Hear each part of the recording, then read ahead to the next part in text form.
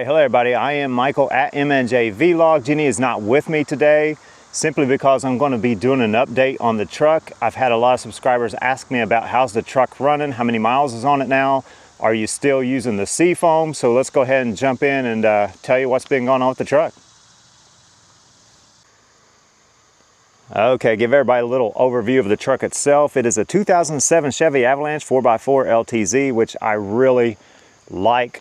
It is a very comfortable truck indeed. It has the leather seats. It's the LTZ. This one's all blacked out. I had a lot of people interested in it. I'll start it up here in a little bit and tell you what I've been doing, but that's a little interior look right there. It's got the 5.3 liter Vortec V8 in it, and it does have the 4x4 going on as well.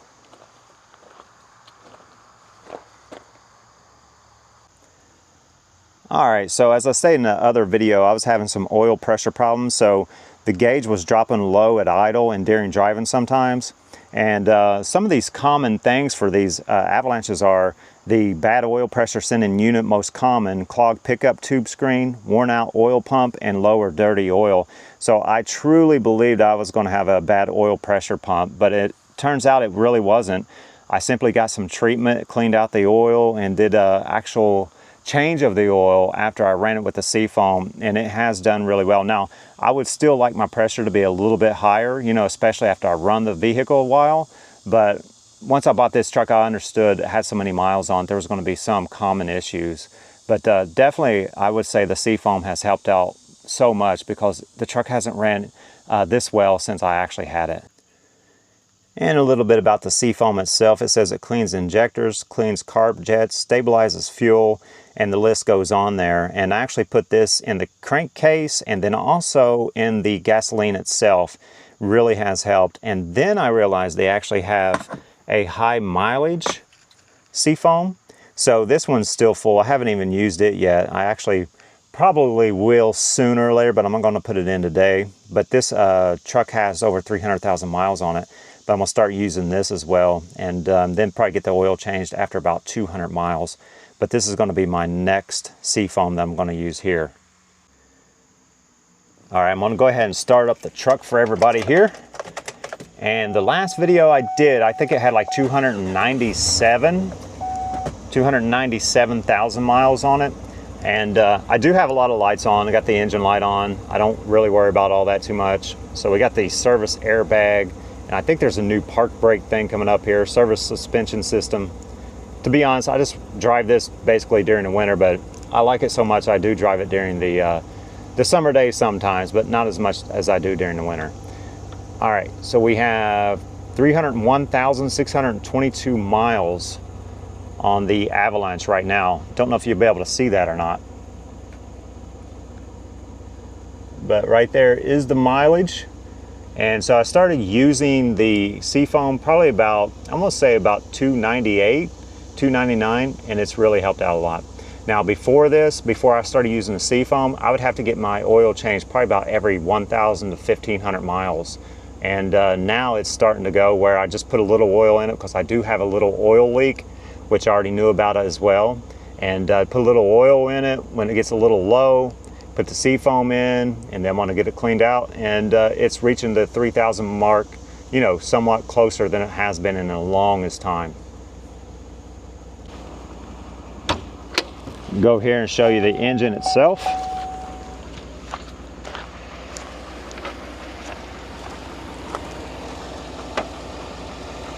And I believe the engine sounds really good as well now.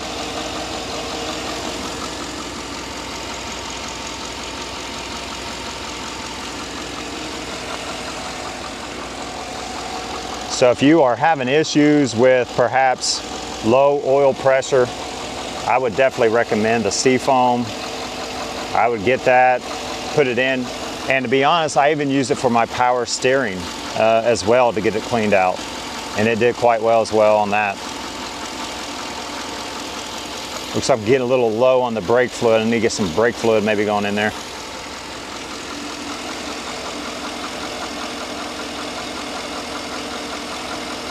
But definitely sounding really good to me. All right, so one thing I did for sure was when it was close time to get my oil changed, I drove with the Seafoam in there for about 200 miles and then went and got my oil changed. And like I said, it's been running pretty well, so I'm pretty happy with the results. And just give everybody a little look at the truck. Now this truck does have some issues with the rockers. I mean, this truck here is really, really old. I'll give you a good look. And it's got rust, you know, all through it. Pretty happy with the overall performance of this truck.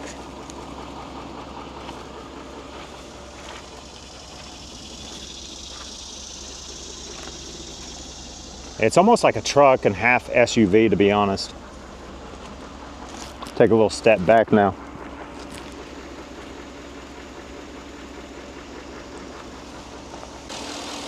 All right, let's get in the truck and take a little ride.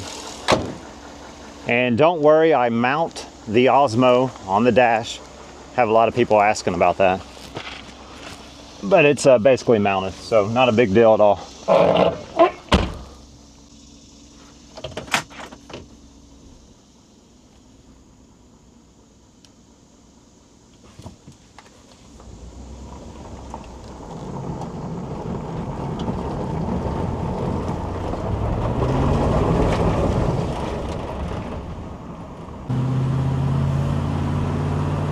And overall, the vehicle sounds really good to me. So, and like I said before, I am not a truck guy whatsoever, but I actually fell in love with this truck, and hopefully will give me a better truck eventually. During the wintertime, I like coming down here and getting in the church parking lot. It's pretty nice to go up the hillside when it's snowed and all that good stuff too. So that's where I'm gonna head right now, go up to the top here.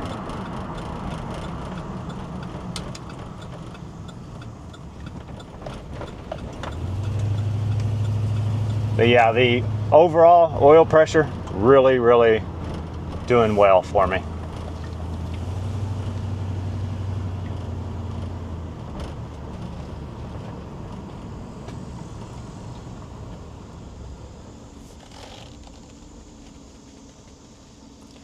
And if I can get it to stay in about that area right there, not sure if you can see that or not, but if it could stay there, I'm pretty happy with it. The Osmo's got a mind of its own too. And right there's the oil pressure. So now it was dropping way below this here before. And then sometimes it would drop to 0. Actually, it dropped to 0 a lot of times, to be honest. So park assistance on now too. That just came on probably about a month ago.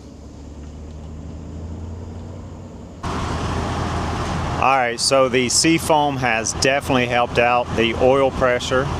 I would suggest get the Seafoam, definitely worth it, and it has helped out tremendously this truck.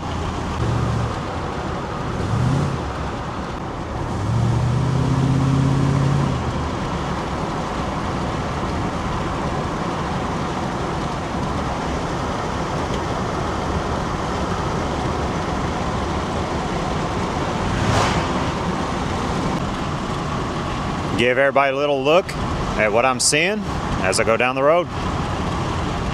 Nice, cool August day.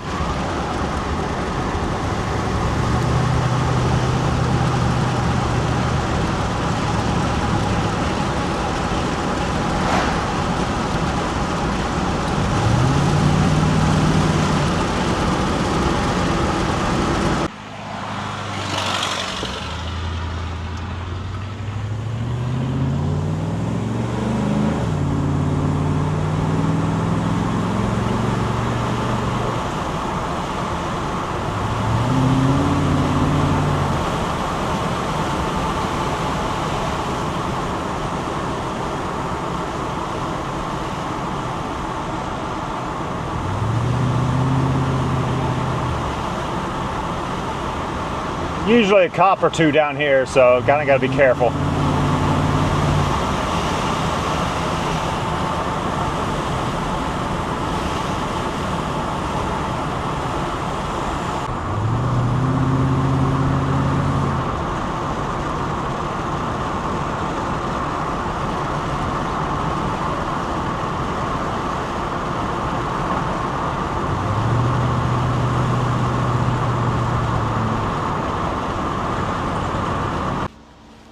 And it's a little interior look at the truck itself. This is the dash they got going on now. I know it's a 2007. I actually like older vehicles. I think they got more character for some reason. Everything else just seems to be kind of rounded off nowadays.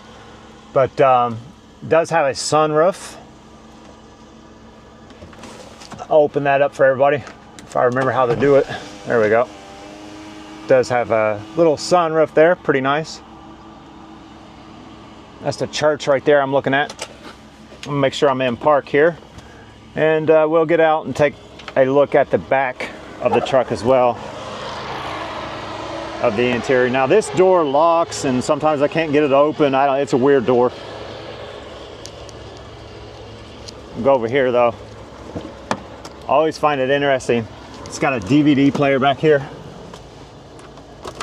I've not had this on once. I don't even think it works, but this was top of the line, I guess, at one time, you know. So, and if I think like MSRP, I think that's what they call it. It was almost like $56,000. So, but yeah. And I don't know if these seats go down or not. I don't even think I've had it down before. Probably won't be able to get it back together, you know, if I did. Let's see what we got over here. Yeah, this door here doesn't want to unlock on its own. You have to come inside and do it. Looks like a big spider web there. It's a little scary. All right, so let's go over here and take a look.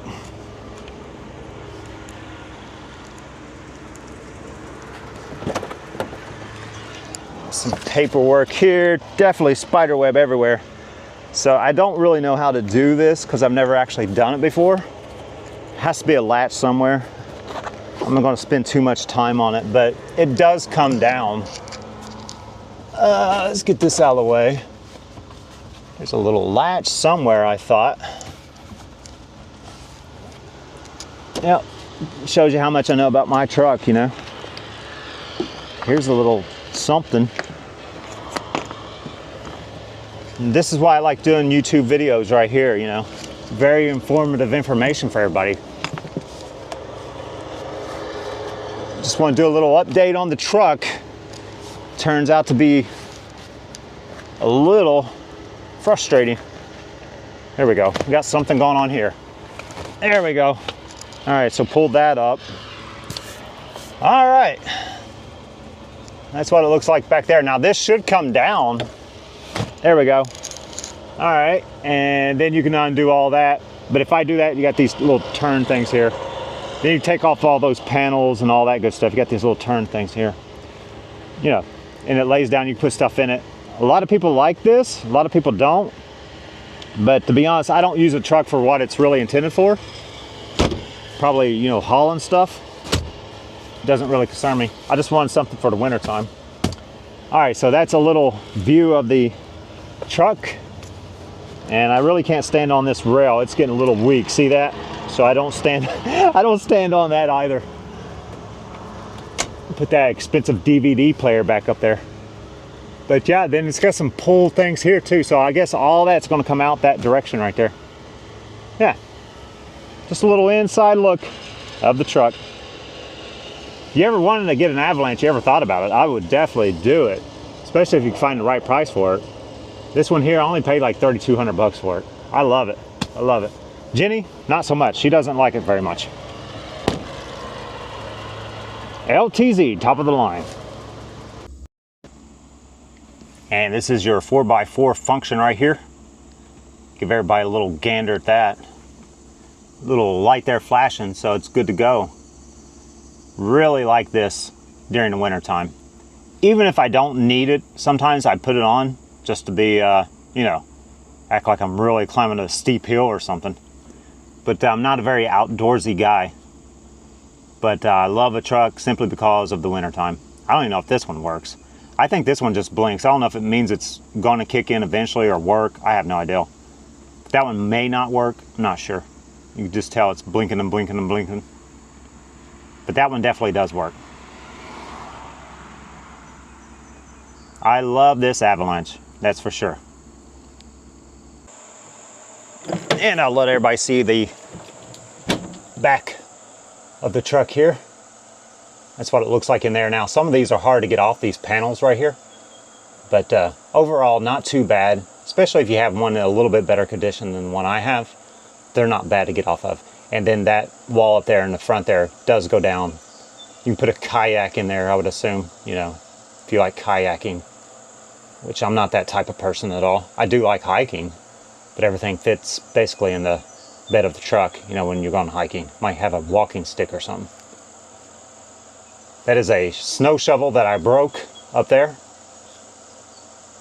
Yeah, got some mud flaps. That one fell off and I kept it. And I think maybe some floor mats up there. I'm not really sure. Hard to tell. And I do love the black wheels on this one. I love it. I actually need to go get it cleaned up a little bit. But definitely like the wheels on this. And a nice little shot of the panels here. They do have numbering on them. So you got number 3 there, 2, and then 1's up there. Hanging out on top of the truck right now.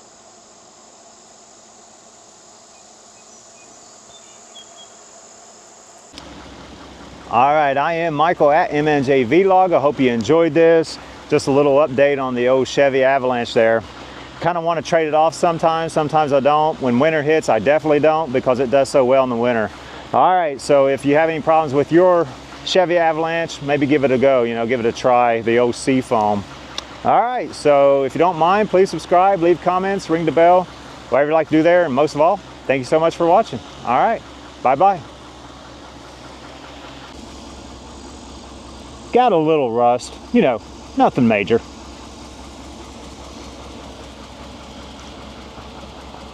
All right, bye-bye.